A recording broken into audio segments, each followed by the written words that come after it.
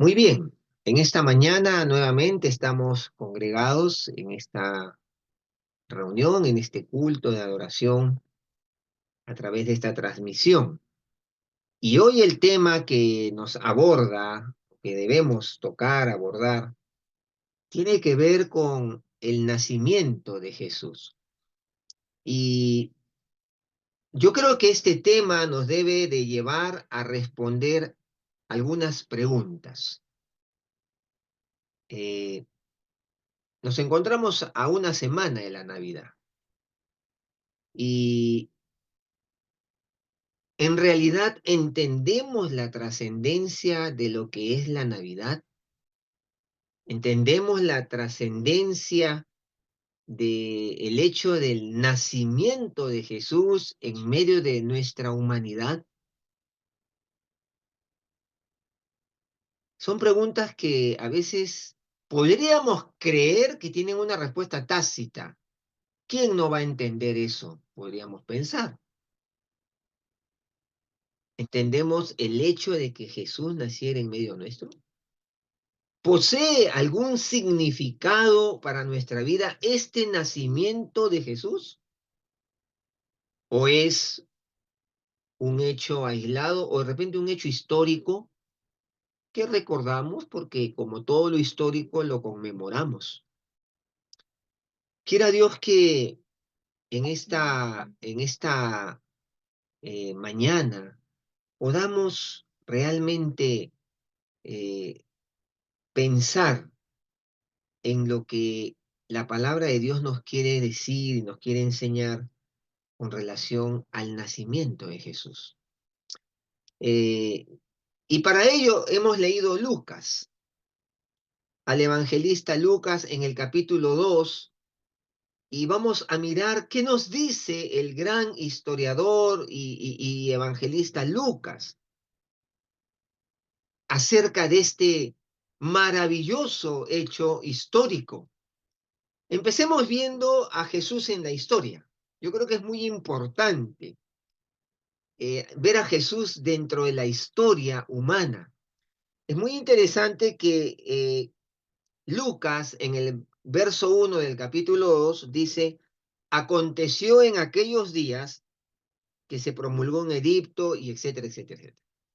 Ahora, miren cómo empieza Lucas a narrar este hecho. Aconteció en aquellos días.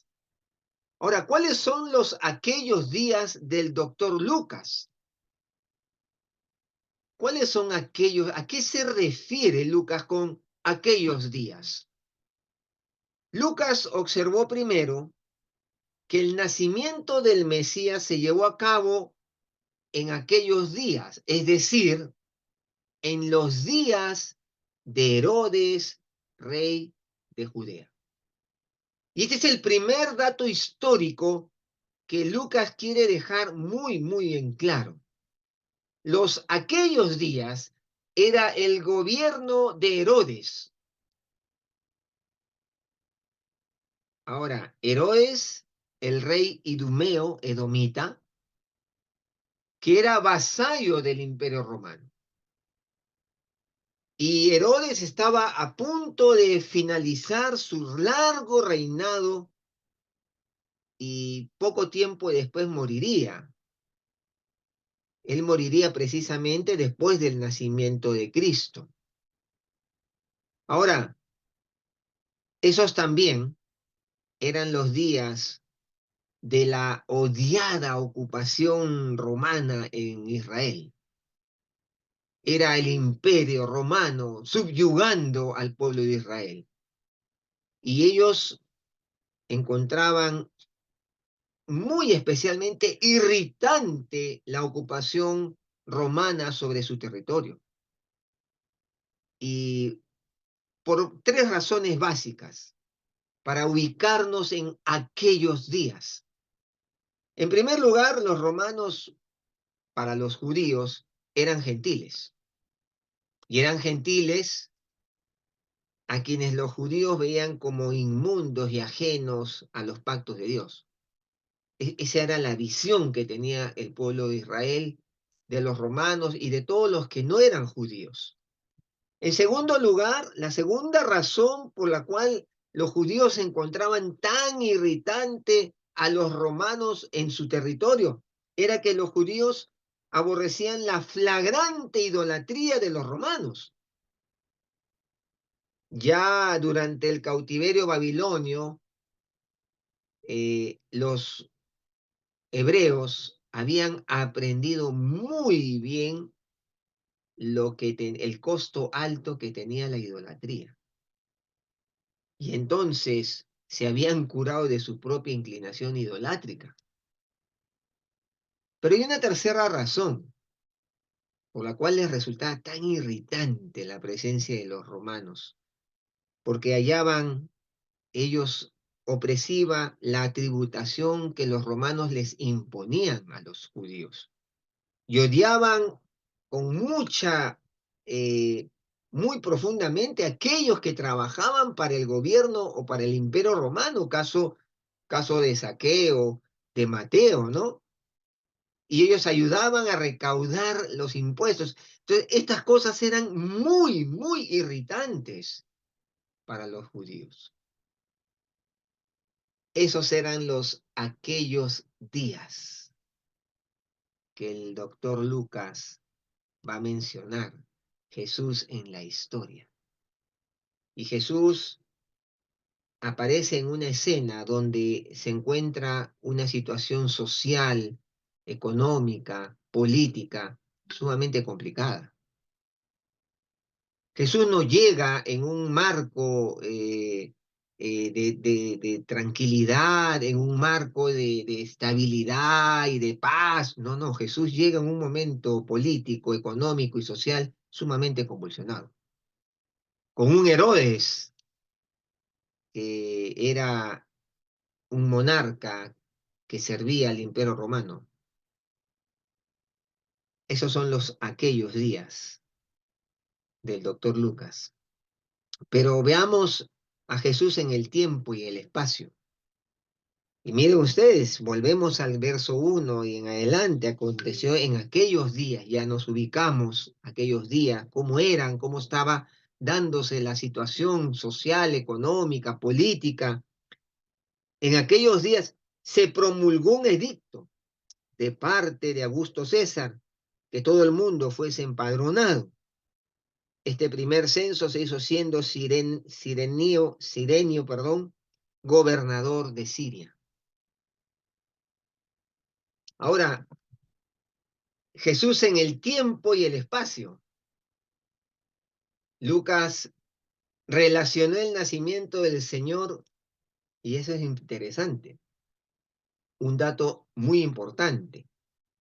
Lucas relacionó el nacimiento del Señor con un edicto o decreto imperial,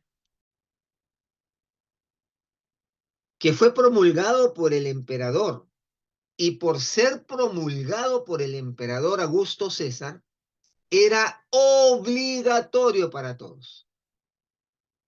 No se olviden que esto era un imperio totalitarista. Ahí no había democracia, hermanos. El imperio romano se imponía por la fuerza y el que no se sometía era inmediatamente ajusticiado, castigado, matado. Y entonces este edicto particular fue emitido precisamente por Augusto César. Y de todos los edictos promulgados por Augusto César durante su largo reinado, Lucas se interesa en uno que ordenaba que todo el mundo fuese empadronado. Ahora, miren hermanos, tales censos o enrolamientos se hacían generalmente para registrar a hombres jóvenes en el o en el servicio militar a favor del Imperio Romano. Generalmente estos censos tenían ese objetivo. O también eran censos con propósitos impositivos de establecer mayores impuestos a los ciudadanos del imperio.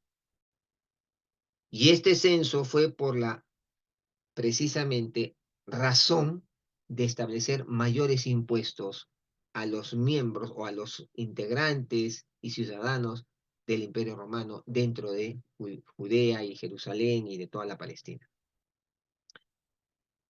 Ahora, ¿por qué decimos esto? ¿Por qué decimos que el censo estaba orientado a mayores impuestos?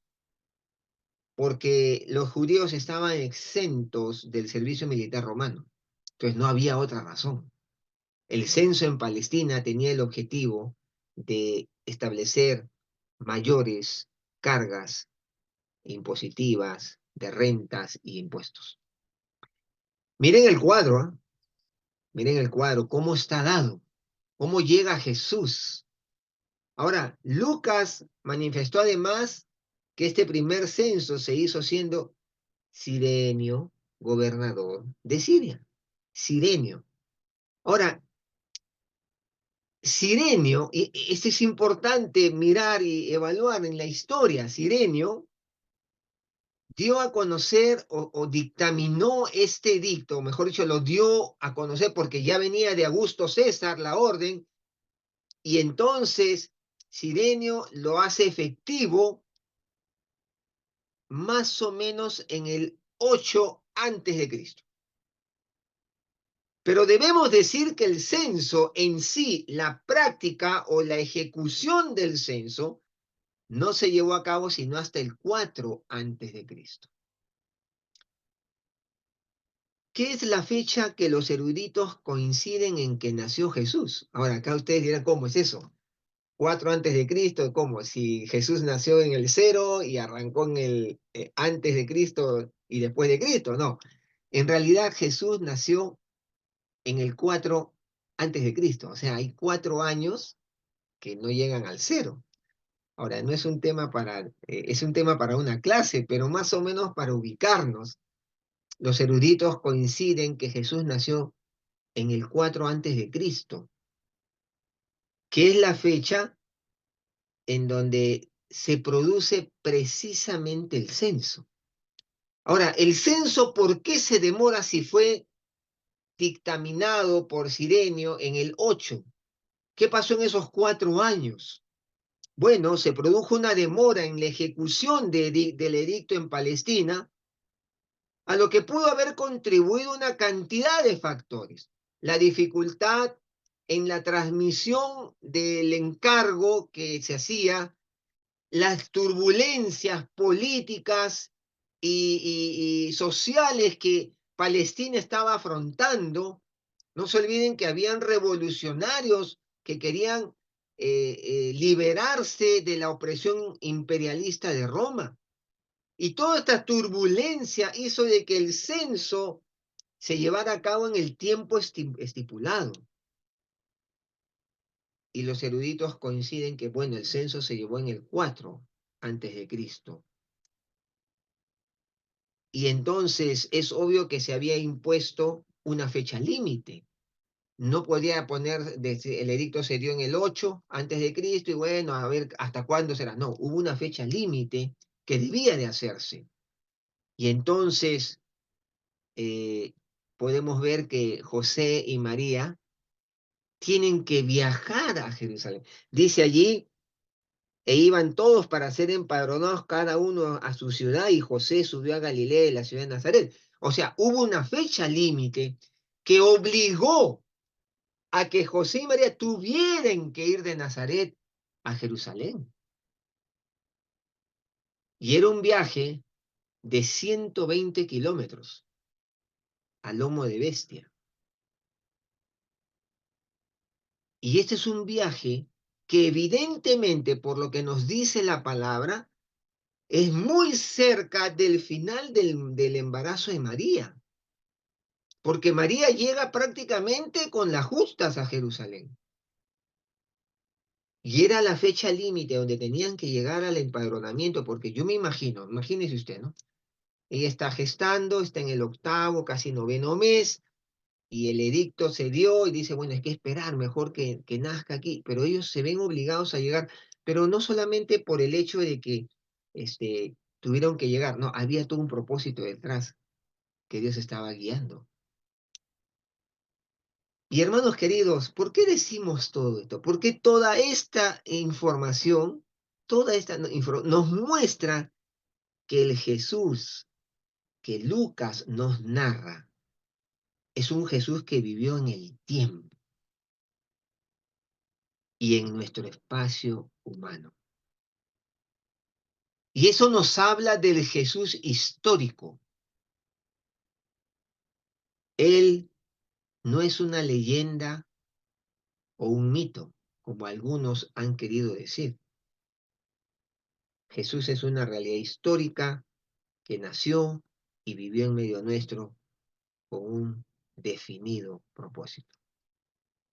Y miren, hermanos, Lucas se toma el trabajo de demostrar. Ahora, ¿por qué?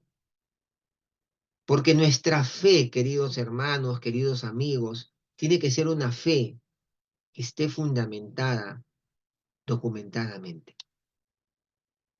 Y Dios ha documentado todo esto para que nuestra fe esté cimentada sobre cosas concretas, reales, auténticas. No puede ser una fe nebulosa o dubitativa. Creemos en un Dios, en un Cristo, en un Jesús que anduvo entre nosotros y que nació en nuestra tierra de una manera real, genuina, y vamos a seguir viéndolo. Bueno, hemos visto a Jesús en la historia, pero vamos a ver ahora la familia de Jesús. Verso 4 dice, y José subió de Galilea, de la ciudad de Nazaret, a Judea, a la ciudad de David, que se llama Belén, por cuanto era de la casa y familia de David. Y subió para ser empadronado con María, su mujer desposada, la cual estaba encinta. Lucas escribió que José subió de Galilea, de la ciudad de Nazaret, a Judea. ¿Por qué dice subió? Porque en realidad la ciudad de Jerusalén se encontraba más arriba, era como un monte, lo que en el Antiguo Testamento hablan del monte de Sión. Y era la ciudad de David, que se llama Belén. ¿Y por qué sube José y su desposada mujer María con él? Por cuanto José, por genealogía, era de la casa y familia de David. Era descendiente de David.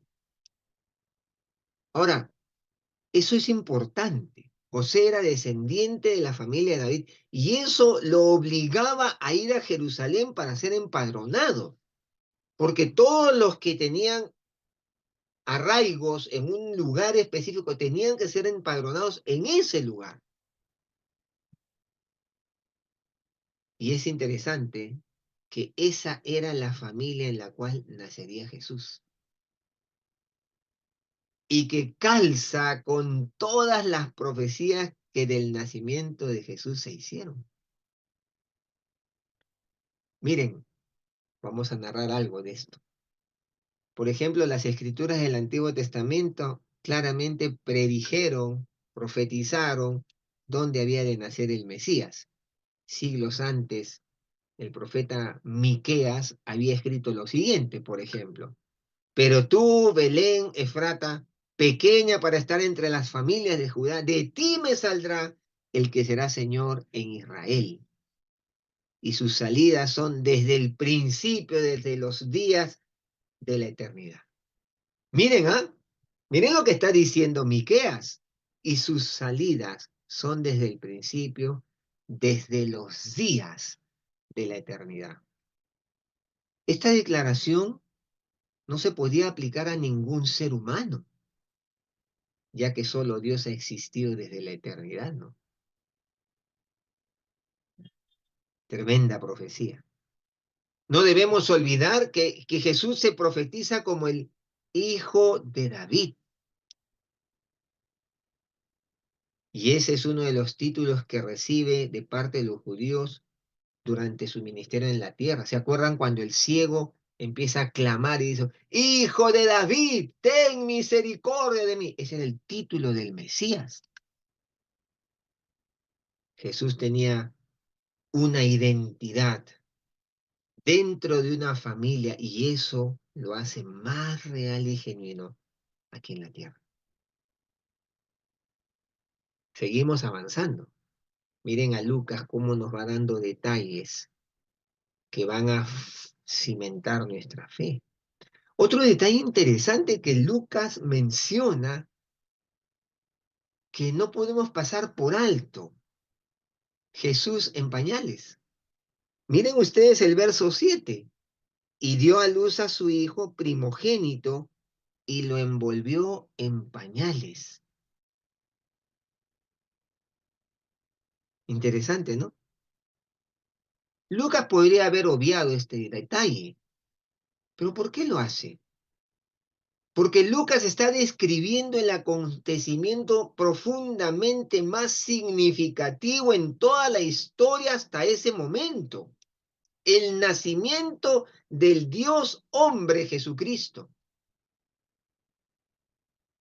Y un nacimiento asombrosamente sencillo, directa, sin adornos e incluso con escasas palabras, lo narra Lucas. Y dio a luz a su hijo y lo envolvió en pañales.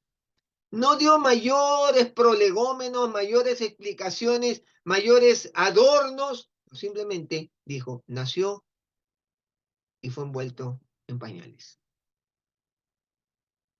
Lucas no especificó cuánto habían estado ellos en Belén o si aún estaban esperando para ser empadronados.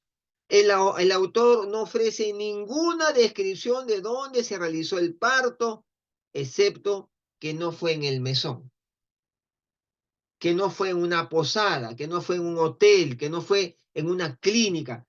Él solamente dice que no fue en el mesón, porque no hallaron lugar en un lugar de albergue, en una posada.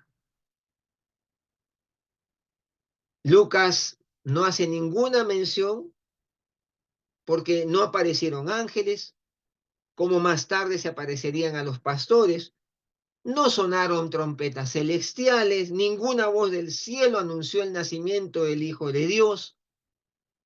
Nada de eso. Lucas está diciendo, miren, y dio a luz a su hijo primogénito y lo envolvió en pañales. En ningún momento Lucas va a narrar que hubo trompetas y anuncios celestiales, nada de eso. Con la única compañía que María dio a luz a su hijo fue con su joven esposo, lejos de sus familiares y amigos. ¿Qué tal? Y en las más primitivas de las condiciones, en las más primitivas condiciones sencillas y precarias, una joven muchacha dio a luz. Eso es lo que está diciendo Lucas. Y así, la segunda persona de la Trinidad pasó de la eternidad al tiempo y el espacio. ¿Qué le parece, hermano? Sin pompas, sin tremendos anuncios, ni tremendas bienvenidas. Y como era costumbre, María lo envolvió a su hijo en pañales. Estos pañales eran tiras de tela que se usaban para atar ceñidamente a un bebé y así mantenerlo caliente, asegurado y con las extremidades rectas. Era como un paquetito, ¿no? Como un tamalito, así lo hacían. Algunos todavía hemos vivido eso. El hecho es que a Jesús lo trataron como a cualquier otro bebé. Él no fue vestido con ropas reales, sino con las envolturas que otros bebés usaban en su época. ¿Qué tal? Y Lucas se toma el trabajo de decirlo con pocas y muy breves y específicas palabras. ¿Cuál es su objetivo? Mostrarnos a un Jesús auténtico, cotidiano, como todos nosotros. Y María, después de cargar y envolver a su hijo, María lo acostó en un pesebre. Un pesebre es un comedero de alimentos, es donde se pone el alimento para que los animales coman. Ahí lo puso, ahí lo acostó. Y hermanos queridos, cuando Jesús vino al mundo, nació en las condiciones más incómodas. Una guarida maloliente, sucia y gélida, rodeada de posiblemente bulliciosos animales. Esta fue una entrada apropiada para el Hijo del Hombre que no tenía dónde recostar su cabeza. Y Lucas lo dice tan simplemente así. Ahora recuerden, Lucas era un doctor. Lucas podría haber hecho una explicación médica del nacimiento de Jesús. No lo hizo. Lucas tenía como objetivo decir, por si acaso, el gran redentor del mundo llegó a esta tierra como cualquiera de nosotros y como la gente que llega a este mundo con las más tremendas carencias y pocos privilegios. Jesús identificándose con la necesidad humana. Ese es el mensaje. A veces mucha gente dice, si Dios es tan bueno, ¿por qué permite esto y esto? Bueno, Jesús también atravesó carencias. Su familia también atravesó dificultades. Imagínate a José buscando dónde llevar a su esposa para que dé a luz y no encontrar dónde. Y tener que dar a luz de repente en una cueva donde los animales solían estar y luego ponerlo en un comedero de animales. Pero él era el Hijo de Dios. Jesús identificándose con tu problema, con tu carencia y tus necesidades, como cualquier ser humano. Y finalmente vamos a Jesús a verlo como nuestro Salvador. Luego de esa narración, ya Lucas pasa al relato de el campo, ¿no? Cuando los pastores están pastoreando sus ovejas, velando las vigilias de la noche sobre sus rebaños, y entonces se les apareció un ángel del Señor, y la gloria del Señor los rodeó de resplandor, y tuvieron gran temor, pero el ángel le dijo, no temáis, porque he aquí os doy buenas de gran gozo, que será para todo el pueblo, que os ha nacido hoy en la ciudad de David un Salvador, que es Cristo el Señor. Me encanta cómo Lucas cambia de escena, ¿no? La escena del nacimiento de Jesús, un Jesús solitario, una pareja solitaria, sin la presencia de los familiares, sin los selfies, sin las fotos, sin los ramos de flores por la llegada del bebé, no, solos. Y luego pasa al campo donde los pastores velaban sobre su rebaño las vigilias de la noche y vemos una tremenda alabanza en los cielos. Y el anuncio, Jesús nuestro Salvador. Y miren lo que dice Lucas, cómo lo narra. ¿Qué narra de los ángeles?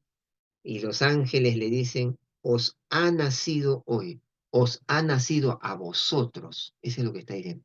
A ustedes les ha nacido hoy un Salvador. Y hermanos queridos, esto es trascendente porque Jesús nace para nosotros.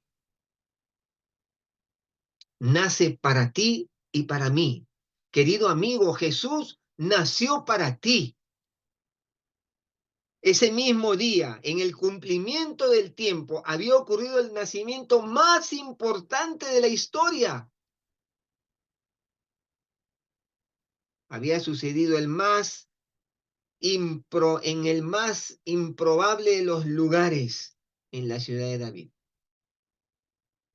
Y el ángel afirma algo sumamente trascendente, único, singular, que el recién nacido había nacido para ellos. ¿Te imaginas? A unos pastores que estaban velando sobre su rebaño en las vigilias de la noche, y los ángeles les ha nacido un Salvador a ustedes, exclusivamente para ustedes. Tremenda noticia. Hermano querido, la razón del nacimiento de Jesús fuimos nosotros. El ángel les dice, Él nació para cada uno de nosotros. ¿Se ha puesto a pensar en semejante privilegio? Jesús nació para ti y para mí. Querido amigo, Jesús nació para ti. Y Jesús nació para ser Salvador y Señor. Jesús es el Salvador de todos los que creen en Él. Lo dice Juan 3:16. Porque de tal manera amó Dios al mundo que ha enviado a su unigénito Hijo para que todo aquel que en Él crea no se pierda, mas tenga vida eterna. La descripción de Jesús como Salvador es adecuada, ya que la razón por la que nació fue para salvar. Esa fue la razón. ¿Y salvar a su pueblo de qué? De sus pecados. El verdadero mensaje del Evangelio, querida iglesia, es que Jesucristo vino al mundo para rescatar a las personas del pecado y de la culpa. No solo vino para arreglar la situación o para traerles tiempos de solaz o para calmar sus conciencias. No, no, no. Jesús vino prioritariamente para salvar y rescatar a las personas del pecado y la culpa. Todo lo demás es añadidura.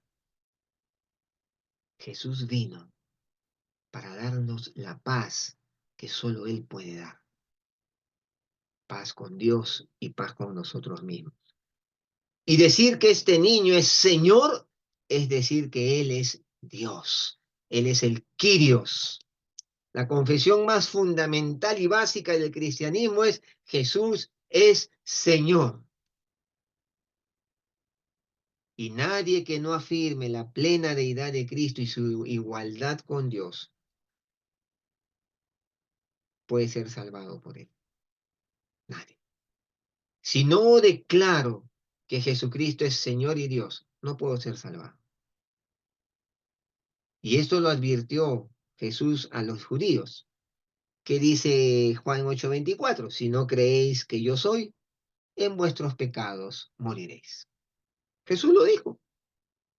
Si no creéis que yo soy qué, que yo soy Dios, en vuestros pecados moriréis. Entonces Jesús no solo es nuestro Salvador, sino que tiene que ser también nuestro Señor y Dios en toda su plenitud. Hay mucha gente que acepta a Jesús como Salvador, pero no lo acepta como Señor y Dios de su vida. ¿Por qué? Porque cuando Jesús le exige algo, entonces no, entonces eso no. Y Jesús tiene que ser Salvador y Señor. Eso es lo que los ángeles quisieron hacerle saber a los pastores. Había nacido el Salvador y el Señor del mundo. Maravillosa noticia. Y terminamos con lo que viene luego, ¿no? La gloria divina y la paz terrenal. ¿Cuál es la consecuencia de Cristo en la tierra? Primero, toda la gloria a Dios en las alturas. Miren lo que dice el verso 14. Entonces, el 3, y repentinamente apareció con el ángel una multitud de las huestes celestiales que alababan a Dios y decían, gloria a Dios en las alturas y en la tierra paz, buena voluntad para con los hombres. Gloria a Dios en las alturas. Los ángeles atribuyen gloria a Dios en las alturas, es decir, en el cielo, porque están viendo el hecho más trascendental de toda la creación. Ellos estaban siendo testigos del develar del plan redentor de Dios. Era como que estaban en la tribuna esperando que ese momento se dé y ellos entonces irrumpen en gloria a Dios. Se está dando a conocer el plan de redención del hombre. Y debido a tan majestuoso evento universal y de trascendencia cósmica para toda la humanidad y la creación, los ángeles irrumpen en adoración y alabanza. Se estaba dando a conocer el plan de redentor de Dios. Y hermanos queridos, eso no podía pasar desapercibido ni sin alabanza y adoración para el Dios que lo hace posible, que lo gestó. Y lo segundo, paz en la tierra. La paz de la que hablaron los ángeles es únicamente para hombres que reciben de la buena voluntad de parte de Dios, que están deseosos de recibir eso de Dios. Esa paz es otorgada al hombre para que éste disfrute de ella aquí en la tierra, una paz que el mundo no puede dar. ¿Te acuerdas? Jesús dijo, mi paz os dejo, mi paz os doy, no como el mundo la da, yo os la doy. Es una paz que solo puede venir de Dios. No la da ninguna cosa creada, solo Dios, que en su infinito amor nos ha dado a Jesucristo como Salvador y Señor. Y es una paz que solo se obtiene cuando reconocemos al Señor Jesucristo en nuestra vida, en nuestro corazón, en lo más profundo de nuestro ser, como el Señor y Salvador de nuestra vida. Eso nos está diciendo Lucas. Hermano querido, yo hice una pregunta al principio. Este tema nos llevaba a tener que responder una pregunta. ¿Entiendo lo que significa el nacimiento de Cristo para mí? Recuerda, Jesús nació para ti y para mí. Ese fue el anuncio del ángel. Os ha nacido hoy, les ha nacido a vosotros, a ti y a mí. ¿Qué significa que Jesús nació para ti? ¿Lo entiendes? ¿Lo puedes digerir? Jesús nació para que tú puedas disfrutar de la vida que Él tiene para ti. Él no nació para sí mismo, nació para ti y para mí.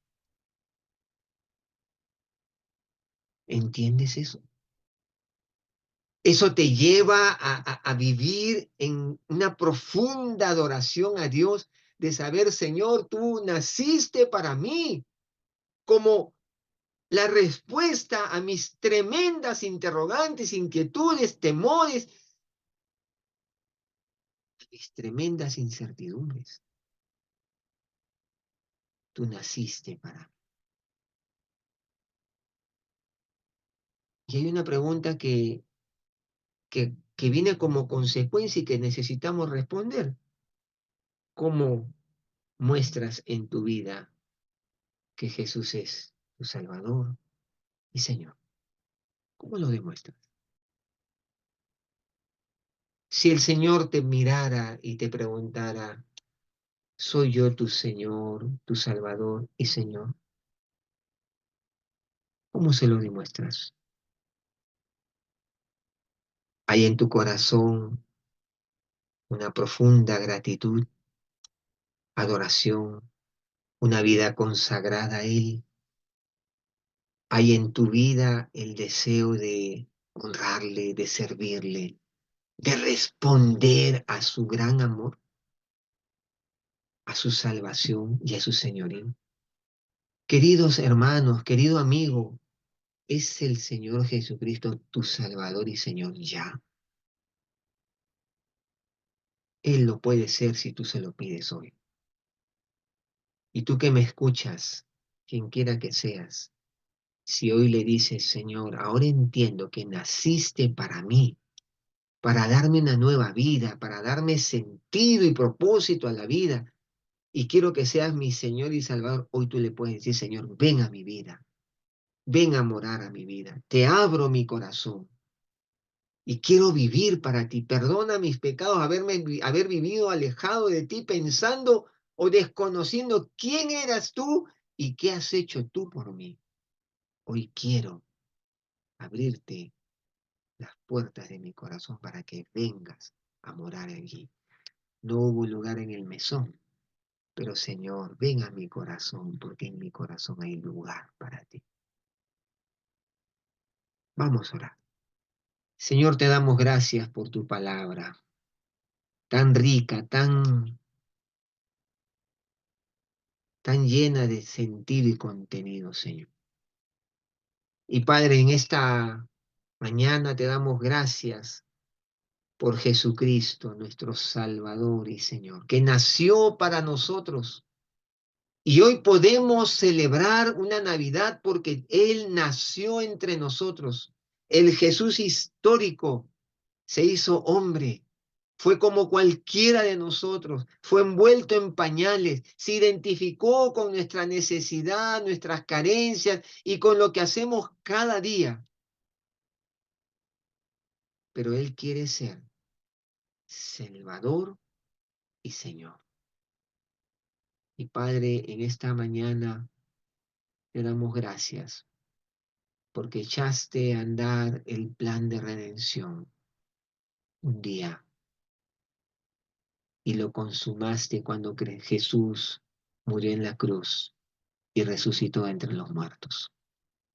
Señor, en esta mañana oramos para que este mensaje, este entendimiento del por qué Jesús nació, pueda transformar nuestra vida de fe, pueda transformar nuestro amor a ti, pueda darnos sentido a lo que es nuestra fe cotidiana. Y el hecho de que tú nos muestres que tú deseas ser no solo Salvador, sino Señor de nuestras vidas, que podamos vivir para ti, Señor, dándote la gloria, viviendo en adoración y agradándote por lo que tú has dado y haces cada día por nosotros. Y Señor, si aquí hay personas que aún no te han abierto sus corazones a ti como Señor, como Salvador, hoy, Señor, escucha la oración de quienes lo estén haciendo. Señor, ven al corazón de aquellos que quieren conocer. Padre, gracias. Gracias por esta mañana. Gracias por tu palabra. Y una vez más nos unimos a la alabanza y adoración de los ángeles. Gloria a Dios en las alturas por lo que tú has hecho, Señor. Gracias. Oramos así en el nombre de Jesús. Amén y amén. Que Dios nos bendiga.